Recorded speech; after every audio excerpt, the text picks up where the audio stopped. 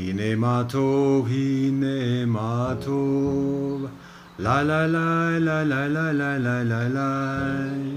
Hine matov, hine matov. La la la la la la la la la la. Hine matov umanayim shevet achim gam yachad. Hine matov umanayim shevet achim gam yachad. Hine matov, hine matov. La la la la la la la la la la. Hine matov, hine matov. La la la la la la la la la la.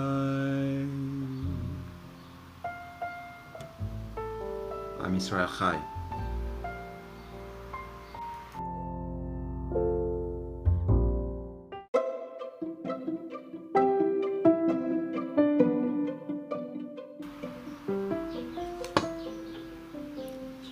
Namaste, assalamu alaikum, shalom, mir, nihao, buenos dias, buenos tardes, heseche, akwaba, vugmin, what up though? This is Convo with Zuri G. I am Zuri G, aka Peter Johansson OCC. And in these joints we have convos with brethren from all around the earth. Not necessarily each one being all around from the earth, but collectively, respectively, perspectively, all them things. So in this joint, we've got an archive joint, another archive. We are in the archives at this point. And this is a convo that I have with brother Jacob, a number of years ago in another series on another platform where we talk about people's religious beliefs, perspectives, experience, and additionally. And so it was called Belief Briefs during that period, and just like some basic questions about each person's experience. So we have on schedule a number of those conversations from that series, and this is one of those combos. And so it's about half an hour. It's been probably years since I've listened to it, at least in full. But Jacob is a beautiful brother who has a wide amount of experience with many different religious traditions. He studies to become a Buddhist monk and almost completes the ordination process. He works in a bakery in the ATL in Cherokee land for a number of years. He studies in Israel. He refers to himself as a trans-denominational Jew, and he is also a Sufi. And he is part of the religious leadership within the Sufi community as well. So he and I meet a number of years ago at an interfaith discussion group called Communities in Conversation, where we met at the library on a weekly basis and talked about just people's religious experience. This was over a decade ago. And then the conversations were so nice in that group that we would, after the library would close, we'd go to the nearby coffee house and continue the convo. And so from there, that was when I started become increasingly involved in interfaith work here in the local Cuyahoga area. And so Jacob is born and raised here and is very involved in the Jewish community in many of the different parts of the Jewish community, from Reconstructionist to Reform to Orthodox, and to be honest, probably less amount of like conservative and modern Orthodox, although there's a big leap between the Reform and Orthodox, so it's all covered in there. But the point is that he's involved in a lot of interfaith work and interested in interfaith work, and so through the years, he and I work on a number of materials, including an interfaith service that has a collection of blessings, songs, chants, prayers, mantras from many different communities, and he shares from his experience. I attend many of the Sufi gatherings through the years through his invitation, and we visit a number of different houses of worship through the years in connecting with brethren around here in the Cuyahoga area from the different communities. So he's a dear brother through the years, and this is one of the conversations that we have about his religious experience with his spiritual path. And like I said, it's about half an hour long, and without further ado, here it is.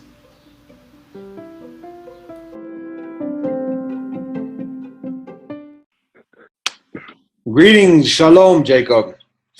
Hi.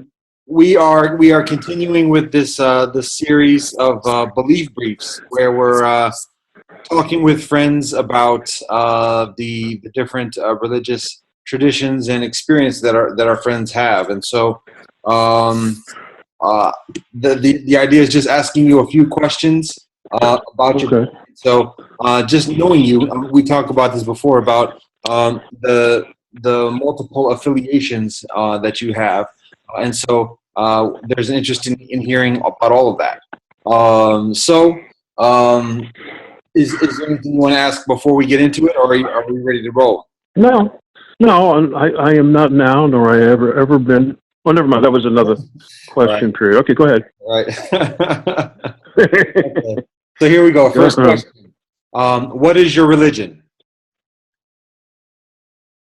Oh, yeah. See, I don't. I wouldn't claim to have a religion but I'm affiliated, I suppose, or I'm connected to.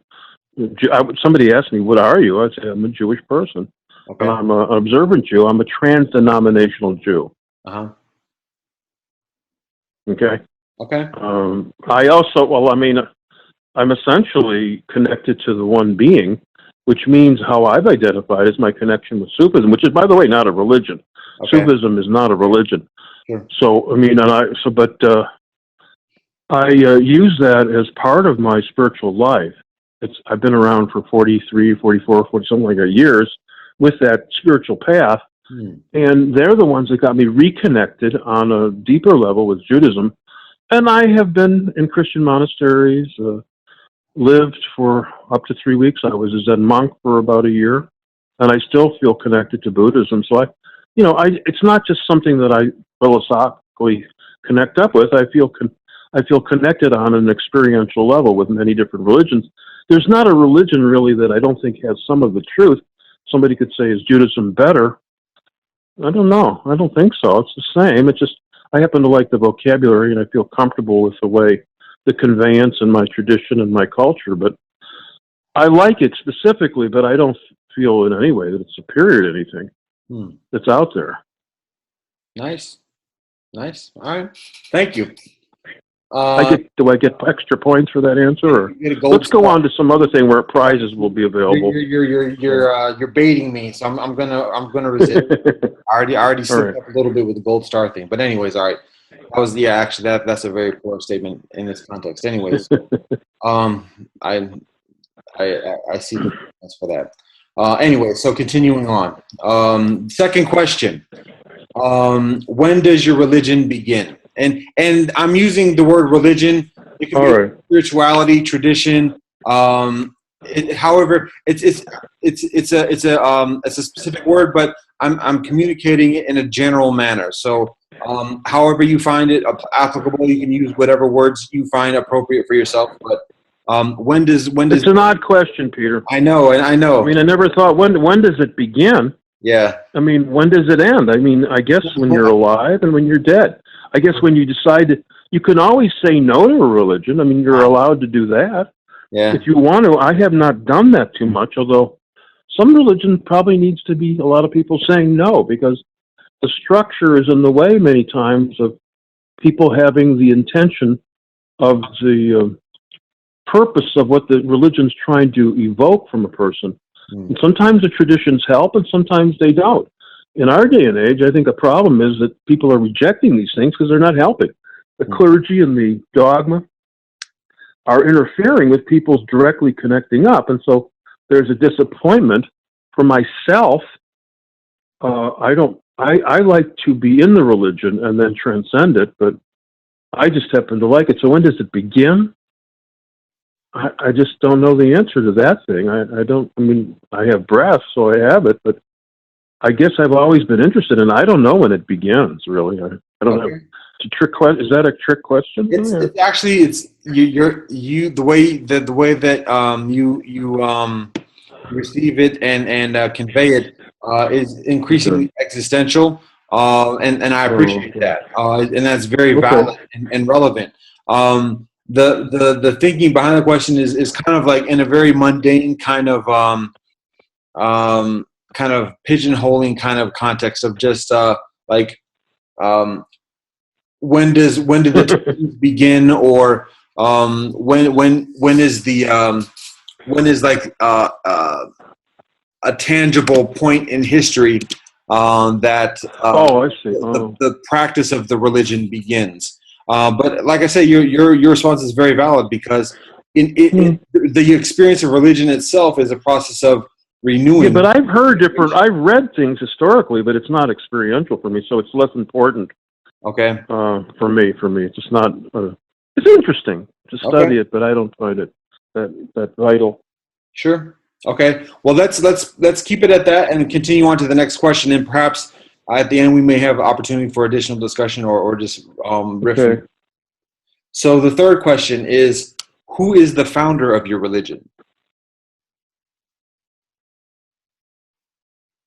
Huh, that's an interesting thing too, because these are very finite, somewhat inapplicable. I think the prophets and these different people like Moses, they didn't found a religion. I mean, I don't think many of them actually decided, except maybe Moses wanted to organize a group. But I think Jesus and everybody, they just who I connect up with, these teachings, I think they've always been. I just think at different times in history, the divine being needs to be shaped in a certain way so it's culturally relevant to people in the language that can be expressed. For myself, I don't think there's ever been a time. I mean, Muhammad, the prophet, had something very important to say, and it's still relevant. I mean, the inspiration of that. But for myself, I think I would be curious if things were like 60,000 years ago. I mean, I would like to think like very long ago. When did something? There must have been a jump in human origins, but most religions that we're studying or involved with is 4 to 6,000 years at the latest. But I don't know. If you think later, there must have been some spiritual life, took on a little bit different clothing, or what the nature of the epic was, the period. So let's get back to the question. For me, when did Judaism start? I guess there was a time when people had been around, and then they named it after they'd already been around for about 800 years or something. I guess, and they sort of organized the teachings, the oral teachings, and put it into writing. But again, that's important as a sociological thing, and I suppose if somebody asked me, I'd need to answer them. But it doesn't really affect me much in my life. But when did it begin? What did you say? Who started it? Well, who is the founder? Oh, who is the founder? Yeah. And if you're Jewish, you have to say something like Moses, I guess. Abraham. I don't know. Yeah. I mean, in the Sufis, we talk about Abraham and the Egyptian mysteries and different things, but there are other people that say Sufism's been around for thousands, and way pre that. I mean, there's never been a time when it's not been around. Sure. It's just that the Desert Fathers and different people came out of the desert, and it's identified as Sufism. But I've read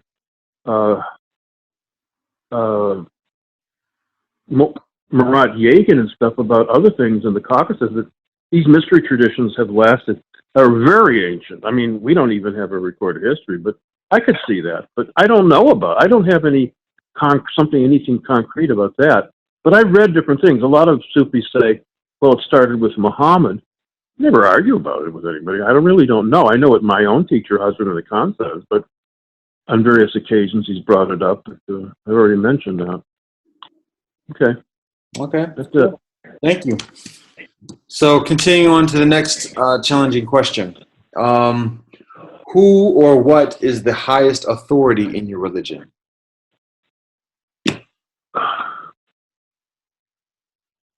There's an accountant in Seattle who a lot of people don't know. He's one of the hidden.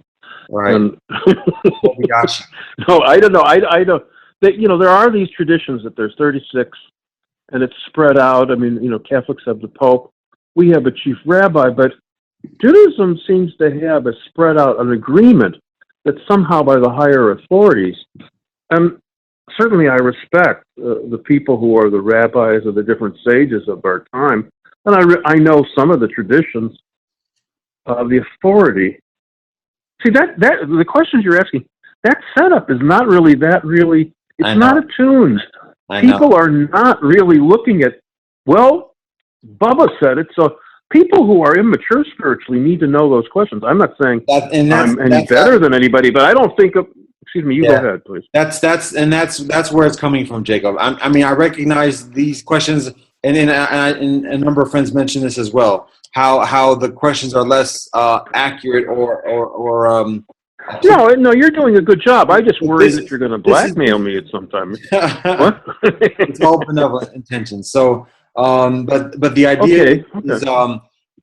um, structuring these questions, particularly for those who are less familiar with just religion and particularly other religions. And so there's kind of like that pigeonholing and different types of binaries and constructs that are less relevant in many spiritual experiences, but for those who are accustomed to that type of mindset and perspective, Well, it that's just depends on history. I mean, I've been just studying a little bit of Hildegard of Bingen, and she's got to be in the 800s or 1000, a Catholic woman who completely restructured a lot of Western spirituality. A lot of people are becoming familiar with her, and she's a woman. And if you see the movies about her or read the books, this woman completely revolutionized things, and she did these answers to these questions. She just took it on what her visions did, and had some authenticity that is still relevant today. So ultimately, religion, I think, is somewhat of, I don't think we should give it away. I think it's important to have it, and I certainly depend on it. But I think it's not a crutch, but it's a guideline so that we won't go too far out of start experimenting with our own mantra, our own practices and things, which is an important, I'm not kidding you or something, because I've heard some people I know are doing that. But essentially, some people are not as creative, and they're very unsure. It's a very hard world out there. And a lot of people need to have a guardrail. Now, I have a hard time breathing and walking sometimes. In my place where I live, there is actually a guardrail around the entire facility. I don't even need to use my cane when I'm walking around, because I can just hold the guardrail. But I want to get to the point where I'm not using that anymore. But essentially, religion is simply there to remind people of things. And believe me, the highest level of humanity needs that reminder, because we get very distracted, and I'm one of them. Yeah. I don't mind I actually like religion, but I mean, I have to say, I think some really great people are able to get by without it, and I wouldn't say that it's not authentic. But I would say it would be a large mistake. I think there would be massive chaos on the planet without it. And for myself, I like it, but I also like the ability of the freedom. I feel religion's there to set us free, not imprison us. So I like to look at it as an emancipation, liberation aid. I don't like to look at it as well, you got to do the rules. Do those rules or else you'll die. You're a sinner. Yeah. That's not the way I look at it. So So that's in a way, I don't know if I'm getting maybe away from the answer. Well, you speak about religion, the structure, the guide, the guide rail, or to provide support. And that's in response to the consideration of authority. But I don't think people should give it up. I think it could really be a major. If some great Sufis, I used to think they should just stop it. It's a nonsense. Even though I've always respected religions, and then there's some great mystics that said that would be truly people who are on the edge need it. And I mean, it's keeping the world in check. I mean, murderers and hoodlums, crazy people. And I don't want to be, saying that people who are in religion are that level, because some of the highest people on the planet are. But if they were to dismiss religion, I don't know what kind of hell would be unleashed on the planet. There would be people that would say, okay, I can do whatever I want. And there's that level, and then there's a level of enhanced life and enlightenment. And even the highest mystics, Ibn Arabi, Jalaluddin Rumi, in the Islamic and Sufi worlds, some of the great Christians, they didn't abandon religion or their own religion, even though they even might have gotten kicked out or shunned from their religion. They went on and had that guidelines. And so somebody that would say do away with religion, I would not be in favor of that. I hear you. I mean, for myself, I mean, I'm not, I'm not an authority of anything. I'm just a student, but that's how I feel about it. Okay. So you speak about temporal authority and structure. I'm interested in knowing if you would articulate or elaborate on your belief of like a transcendent or existential authority, and how that is how that is understood within your spirituality or religion. I'm tempted to abstain from answering that, but I won't Right. because you're answering it and it's a legitimate question. Okay. So let's repeat it again. Yeah. What is my Basically belief? See, what you said. What is my belief in a transcendental authority? I mean, is there such a... I'll answer it. Is that what the question is? Essentially, yeah. All right. Well, first of all, belief structures are not so important to me at all. Hmm. I want to see what somebody does. So somebody can go, are you a believer, or do you believe? And once I get, I mean, I'm not going to really get into that because believing is quite it's a cop-out. It's not, somebody learned it in kindergarten, they just kept on having it. It's not a functional, I'm not saying belief is not helpful because God knows it is, but it's not what the backbone of where I'm headed. I'm looking at developing, patterns of practice or behavior that are different than a belief. Well, the belief's definitely in there. It's simply a helper and a transcendental authority. I think a lot of people, this is the type of conversation a lot of people have, like in a waiting room of a medical, they've been to church and they're talking, and this is the way they're used to thinking. Yeah. And I don't like to get authentic with people because it can be stunning and they can be shocked. But it's like, my teacher said, your belief about who you think God is nothing related to God at all. Hmm. The actual being of God is, you haven't even imagined it, okay? Yeah. It's and that is a shock. If you really get into the substance of it, that's a difficult subject to admit to yourself. Did you mean all this prayer and things where I talk about God has nothing to do with God? Not the substance of God, not the reality of God. Mm. I mean, they said that Moses' face was so awesome and content that you would lose your identity, or you couldn't live and see Moses' eyes. Well, what they were talking about is you would lose your own identity because you would be merged with a blazing enlightenment being. Hmm. If anybody's ever been close to a person of that nature, it is transformative. Hmm. I mean, I have been. There's a Krishnamurti. I saw him once, and I didn't know who it was. I saw him, an image of a guy coming out of a car in New York. I stood up immediately and bowed to the guy, and I said, that's Krishnamurti. And when you see a great teacher or you look into their face, and I have, maybe some unknown people, it is transformative. And these people, what is it about them that stands out? And it's like they're not tied to an own identity, like their religion, their belief. That's just God, okay? Mm-hmm. And that's what the great beings have been, like Levi Yitzhak of Berditchev from the Hasidic tradition, and they do songs and prayers that they've made up like that. And when you read the liturgy at some level, that's what it's talking about. It's just non-identity with a certain transcendental. But the Sufis put it a different way. And that is, if you believe in a transcendental authority, that's not really the goal only. It is a goal, but what the goal is to have a double-tracked focus, which is the infinite and the finite. In other words, the immanent God and the transcendent God at the same time. Because both those realities, God is everywhere. Where we sit is God, everything. And then beyond that, everything even beyond the imagination is also God. That's the transcendental. So the Sufis, differently than let's say a Hindu trajectory, I'm sure Buddhism has some very sophisticated philosophies about it. They don't have God at all in there, but the immanent reality is almost as important, or maybe as important, as the transcendental. It's both are issues, both are God. So that's how I would answer that question, I suppose. That's fantastic. That's okay? Fantastic. So let's move on to the next one. Okay. Changing gears a little bit, perhaps literally. What are significant rituals or observances within your religion or spirituality? sleep is a big one. Napping, Well, eating. I mean, but that's not a that joke. keeps me alive. Anything that keeps me alive is good.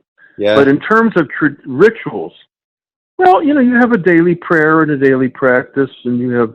Last night I was leading something at a Catholic institution, interfaith program that I mentioned. Right. And I was in charge of it, and we do chanting, but I also introduced a few practices, and one of them was a light practice. And I went, why the heck am I not doing more practices that involve with light?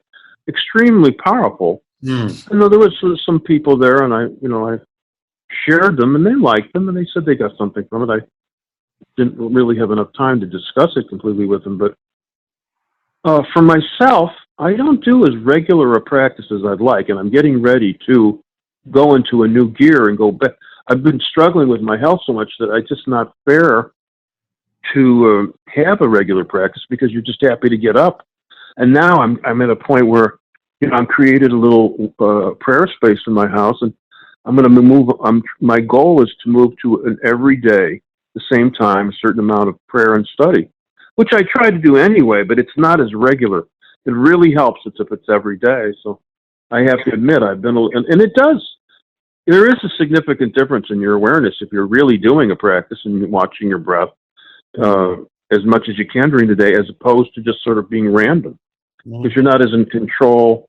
You haven't honed your own attention span to be more connected. I mean, we wander a lot, and if you're doing a practice, you come back to a center point easier, in my experience. So I don't know. We have the Shabbat and the ritual. The cycle. I try to follow. Yeah. And I have Shabbat and affiliations that I do pray on a weekly basis, and I study with a prayer partner, the Torah. Would try to do it weekly, and then what's that funny to you, sir? Wow. No. And I try to do things. This is part of my spiritual practice. Yeah. Part of my spiritual practice is trying to. It's not ritualized, but it's maybe listening a little bit more, personal habits, personal things that maybe have gotten not more as I'd like, and just try to gradually hone them in a little bit, listen more, speak less, not always tell jokes, things like that. But, I'm not going to change myself, but I want to kind of hone it. I want to take the driving wheel and make sure I'm managing things better. That's part of my practice. The ritualized, I kind of really like the rituals. I like Arthur Waskow, who's and some of these other people who are creators of in the rabbinate of liturgy. I like Jim Wallace from the Christian tradition, who really, he's a Baptist, but he takes the Christian tradition and really puts a progressive spin on progressivism or social activism or daily life. He has a Sojourners magazine that I enjoy, but there's amazing number of people out there. I mean, there's people dying off and new people are taking their places, and there's younger people coming around. So I don't know if that's really what you wanted to hear, but that's kind of how. That's helpful. So going on to question. Wait, go ahead. Can you hear me? Go ahead. Yeah, I can hear you. So what does your religion or spirituality teach about outsiders? Shun them. I mean, we definitely, that sort of pisses me off, is shunning. I don't understand. I think if you were in the desert and if you were in a very dangerous population period of history, you would have to have some modality of inner and outer, but the world is so interconnected. I don't see how you can have an outsider. It's really silly. I've just listened to some comedy routines this morning of Lewis Black and Carlin, and they're kind of angry men, but some of the stuff's kind of funny. The idea of going outside the mainstream of ideas, I just think it's very limited thinking. I know that there are some great beings, like there was one guy who was at the same time, I forget he was the head rabbi of the time, at the time that the Hasidim were starting, and this guy shunned and excommunicated the Baal Shem Tov, probably one of the top 5 or 10 Jews in the last 300 or 400 years. How does that happen? I don't. Baruch Spinoza was ostracized and excommunicated. These are the great contributors into the planet he was Jewish, it happened to be. And they just didn't like him. They didn't like his thoughts. Galileo was ostracized by the Pope, and people takes them about 400 years to realize what a foolish thing they've done. In the meantime, let's get back to the question again, please. What was the question? Yeah, I mean, it's easy to you start talking with Orthodox people about the outsiders, and Jehovah's Witnesses have a very strong shunning program. I guess you need, if you're really focused on your organization, and I know what that's about. I'm not against organizations. You have to have some vessel to carry a population, and there are certain things. I think that's a lesson. Fear is a less powerful thing than love. It's easy to say. It's very hard to keep people organized, but I don't know the idea of the outsider. I know in Judaism we have, you shall love the stranger as yourself. So I think it's very odd that any Jewish person would have took their religion halfway seriously, would have some outsider and really not want the refugees. It is a challenge to be with somebody very different from you. And it's one of the challenges.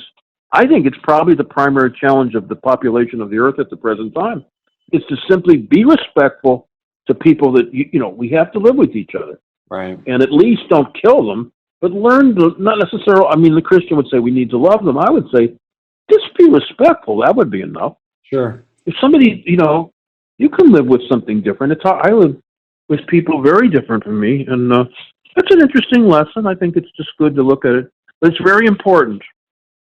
For myself, I don't know how the religion, I don't think we have an authority that can ostracize you. I mean, I go in some pretty observant or traditional sources, and if they ever found out my incomplete belief system, they may want to ostracize me, I suppose. But, I don't spread it around, but I'm not going to lie. If they ask me questions, I'll tell them how I think. And I'm not afraid of losing it. I would be disappointed to lose that connection with very traditional sources. And I have enough faith that wouldn't happen, but yeah, I don't know. I don't know. I don't see how people in our day and age, where everything is so closely connected, how you can even have an outsider. Yeah. I mean, honestly, unless you're living somewhere on the very isolated place, like an island somewhere. But even then, I just don't see how it could be. It's not I think you're going to see less of that, or maybe more. I can't even imagine what the world's changing so much. I don't see how you can have an outsider. It doesn't exist. But it does exist because that's I see the news and people consider it. So I guess with that, with these refugees, it's a shame that the world hasn't resolved that, but it looks like it's a challenge right now. So I don't have an answer really for it. I just know how I feel about it myself. Well, you provide a rather multifaceted response. Wait, I got something else to say. Okay. Which is a microcosm of that question. Is what I think it's almost more important, or as important, is what do you do with the outsider that's outside of your own belief of who you are? And that itself is an important thing. You go, oh no, I don't make mistakes. I don't do that. I'm not that type of a person. And how someone resolves that can be very important into how a person evolves and develops. Because if you're not willing to accept your entire shadow self and other things, so in other words, there's a reflection of how you feel about yourself and how you project onto the universe. So I think if a person's thinking, no, I would never do that. They're kind of lying to themselves or whatever, not being truthful. And so that's important how a person does, because it will reflect a group or their own belief on how to handle the outsider. Is how you handle the outsider, quote unquote, of your own being. Okay, I think that might be an interesting, relevant thing. There. Very appropriate. Yay! I'm appropriate. I love to hear that. It's like a sticker for me. Thank you. Right. So here's the concluding question. What are gems in your religion or spirituality that you treasure? I like the free gifts during the holidays that the Jewish Federation gives me, and credits at Dave's that they do. But the real gems are, I think, when somebody recognizes you and you have communion, and you get a chance to do a meditation or write or share in a dialogue mode or do some type of meditation with a group or doing a project in a group level and community. I like that. But that could, in my community, well, I'm quite a number of communities. I do like working in conjunction with people on a common goal. And I like being respected. I'm an idea person, but I don't have the energy to complete the task myself, which is good because that's not our time period. I enjoy working on a task with other people. I don't need to dominate the proceedings. In fact, it's not good because, it's not necessary, and it certainly would make it less. I don't always have the skills needed to complete an entire project. That's why it's good we have different people to do that, not just from an energy point of view, but different points of view, different lenses. I like, what is the question again? I like to come back to this. I don't want to get too religion or spirituality that you. Oh, yeah, right. Well, like I said, I don't think of religion as a prison, although you do need to start with the ability to focus and develop some type of habit patterns that are limiting. Mm-hmm. But in general, I see religion, the parts that I like, especially my spiritual things, is to develop liberation points that really going on retreat and limiting those retreats, and I don't do many these days, I want to do one soon, gives you the freedom, a certain freedom that you can't gain in any other modality. You can't think yourself into freedom. I mean, people think they could, and maybe they can. But for myself, I've seen it's very limiting to just think about it. To actually put yourself in a fully renunciate type of separation reality. And I think sometimes you do need to separate yourself on a retreat. It could be in daily life, and if I think that's actually more powerful to take it, the spirituality, into everyday life. But like with the praying that the Muslims have just Jews have it too, 3, 4, 5 times a day. I think the liberation aspect of religion really makes it all the problems worth it, because you can't get that. You don't get that type of liberation to me, in some of the things in daily life. I think and I don't want to separate taking your practice of a religion and separate it from social activism, because if you don't have the justice, how can you really live? If in the Buddhists, they have the Bodhisattva vow, until everybody's freed, you can't be free. And so that's a really good thing to remember. And so I think just the theme of liberation and freedom is really what I like about religion, because some people say, you're crazy. I've talked with people, and they have no belief in God. And they go, that's what you think is going to help society? Is religion or this type of thing? And I go, yeah. And they don't even give me a chance to talk about it, because they don't want to. They just think it's completely ridiculous. Yeah. But I really do feel that the combination of, walking your talk and doing the best for your people. I mean, when I say your people, the people of the planet and people you come in contact day to day, and caring is a reflection of your belief in God. And that's the thing I like, because you have a chance to liberate by giving to others and also letting them give to you. And that interchange is what's important to me. Yeah. And certainly you can use the holidays and the rituals and the daily and the yearly functions to do that. But the key theme is the freedom, liberation. So that's what I think is important. I'm sure if I was to think this thing out, maybe I would say something different on another day. But that's what I have to tell you. That's substantial as it is. So that's appreciated.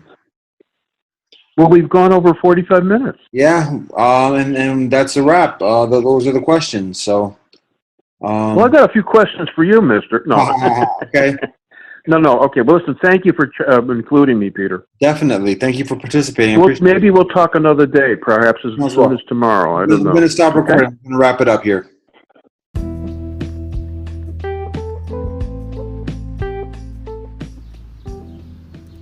All right. That is the Convo with Brother Jacob. And there's some immediate takeaways. I don't know how the audio was on that, Joey, but that's the convo with Jacob. I'm outside at the moment listening to this, and where I was just a second ago, and now I am outside talking to this. And you, actually. But some of the takeaways from the convo. One, the notion about stranger to oneself. The ways in which we think we are, we like to think we are, and the ways we are, but we like to think we're not. Strangers to ourselves. How honest are we in that? How diligent are we in merging the ideal with the actuality?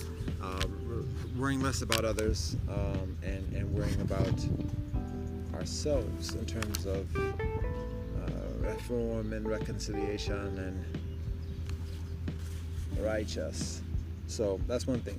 The other thing was the notion at the end of liberation for all, and meaning that, or considering that for one to receive or experience liberation, that means the actuality, the ultimatality of everyone receiving or experiencing liberation.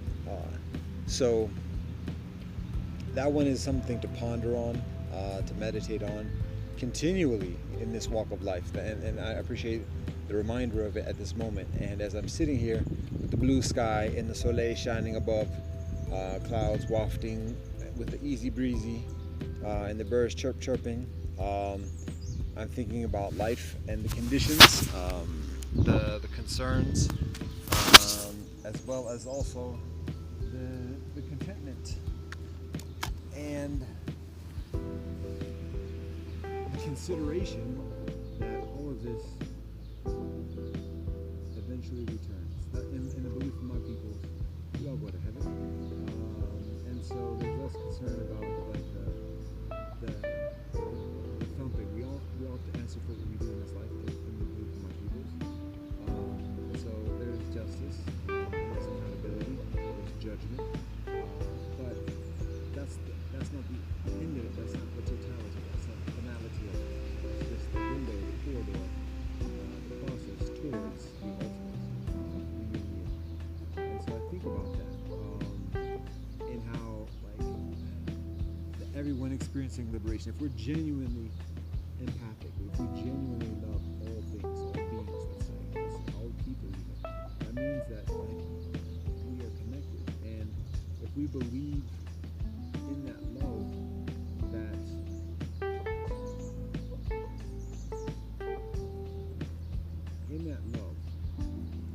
for all beings, we recognize that our interdependence and that the experience of moksha, liberation, nirvana, heaven, it's other than an individualistic ambition or achievement. It's even beyond a collective ambition or achievement. It is a universal ambition and achievement. Amidst all the facades and all the fronts and charades and everything else that we experience, the grumpiness, the nastiness, and everything else.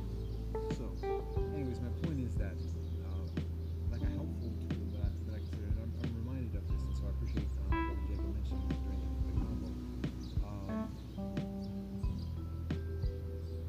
With that kind of mindset, that mindfulness, when we continue walking this path, rather than getting enveloped in the hostilities, the aggressions, and initially the animosity, it's a matter of just having patience and recognizing that, okay, this is a challenge that I'm called upon to reconcile at this moment. And one of the things that helps to kind of cultivate that patience for those who need it is the consideration of reunion. That we're going to see this person again. We're going to see this being again at some point. And so I think when we consider accountability along those lines, including those calculated by the brother in Seattle in addition, then it's easier for us to kind of muster up the motivation to make an effort towards reconciliation at that moment. And when we make an effort of reconciliation at that moment, that's like the assistant time saves 9, because in making that effort, things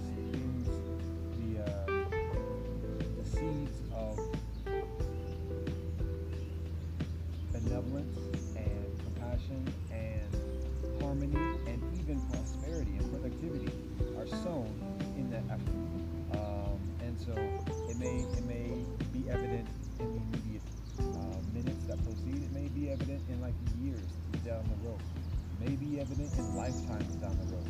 When the progeny, the seventh generation of those people interacting for that moment, are reunited or connected and collab with each other, and are able to do so because of that one moment where two cats didn't go at each other and start a blood feud or whatever else.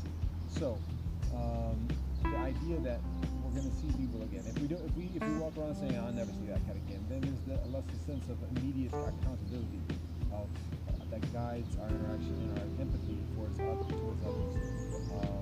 But when we do think, like, even if in our mindset, like, who's to say one way or the other, who's to prove it one way or the other, but if we just think about it that way, then we're like, okay, hold up, let me chill out for a second and let me see how to handle this in a better way, because we might actually have to like work with this cat again. So when we look at it in a spiritual, transcendent way of the collective liberation of all, then that mindfulness becomes increasingly paramount. So that's one of the things I appreciate that. Now, that being said, I've been talking with Jacob about having another convo. This one, like I said, was a few years ago. To be honest, I'm trying to think of like how long ago this was. Maybe 6, 7 years ago, 8 years ago, maybe. And I'm trying to think of how heavily sedated I was during that period because of the situations I was dealing with at that moment. I think my coherence level is comparatively moderate, and too many ums, and doing decent. So appreciate that. I've been talking with Jacob in recent weeks about having another convo, particularly for this podcast, and so at this point, because of the conditions, without phone, without Wi-Fi, this, that, and the other, we have yet to kind of make that happen. So I'm sharing this archive convo from the previous project. And one of the topics that I'm working with to share with Jacob is it might be somewhat controversial ideas that I discuss with him, but ideas something along the lines of things that we'd like to see. Well, you know what? I'm gonna table that because I'm not gonna really say my event session, so I'll leave that alone. Well, what I will say is in terms of like supporting and additionally with Melody Ethos Institute with the Solar Usher, and additionally the arrangement that we established at this point is a monthly membership commitment. So for those who have such an interest, it's a matter of committing providing 1% of an individual, families, or organization's previous month's income, and in doing that we provide a monthly publication, and the commitment can be within whatever currency, whatever else. Ain't got no bank account at this moment, ain't utilizing the street address, so it may involve some coordination in terms of transaction. However, we do have email, pfwjo and the number 1 at gmail.com. P as in peace, F as in forest, W as in water, J as in jump, O as in ostrich, and the number 1 at gmail.com for people who want to find on sharing an e-card or gift card or whatever. So that's pretty much the methodology of exchange at this moment. And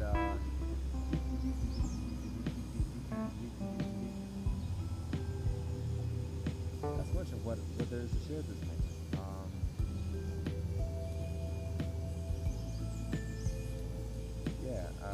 We have a podcast scheduled now. There's a monthly newsletter, and in the monthly newsletter we share that we're just beginning a new month period. In the monthly newsletter, we share a link for the podcast that is scheduled for the upcoming week, for the upcoming month, and so that includes this week's podcast as well as the next 3 podcasts after this week. There's also some additional material as well, including an explanation of what I just described in terms of membership commitments. We are working on organizing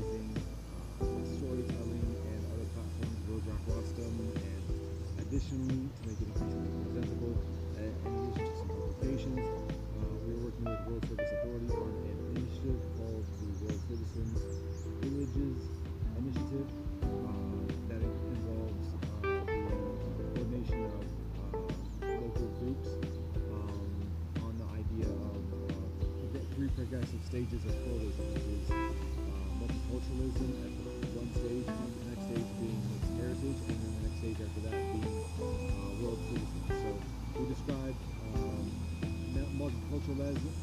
multiculturalism as an individual's interest within peoples from different lands, and mixed heritage is an individual's experience with people from different lands, and world citizenship is an individual's commitment towards individuals from different lands. So it's like three progressive stages of involvement and intentionality when it comes to pluralism. So these groups are predicated upon all three of those different stages, and it's not one being better than another. Each one has its benefits, each one has its challenges, and so the interest is in cooperating amongst all these. So for cats who are just multicultural and just want to like dip their toe in the water a little bit, all right, that's cool.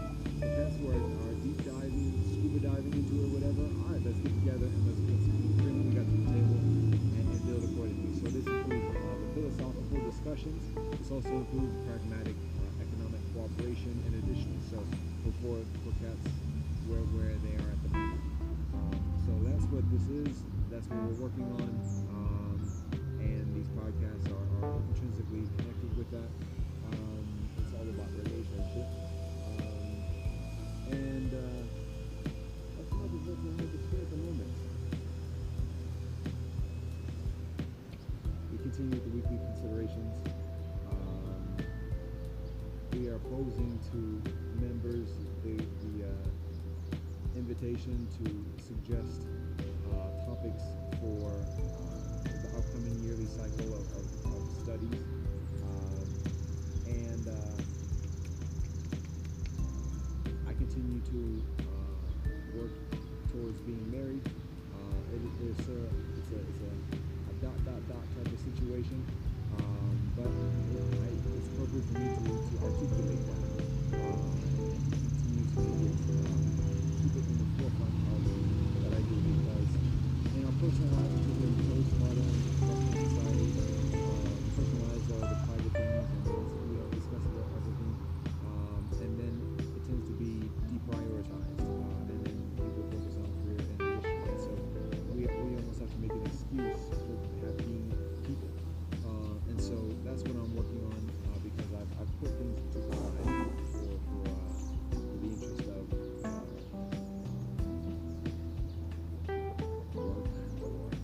spiritual path, because both are the same for me. But it becomes increasingly appropriate to be increasingly insentient. That can be a word. It can be. And with that, on that word, that's a wrap. Namaste, assalamu alaikum, shalom. Mir, zaijen, adios, stay chabris, esipin asamudu, filet fred. One love, peace.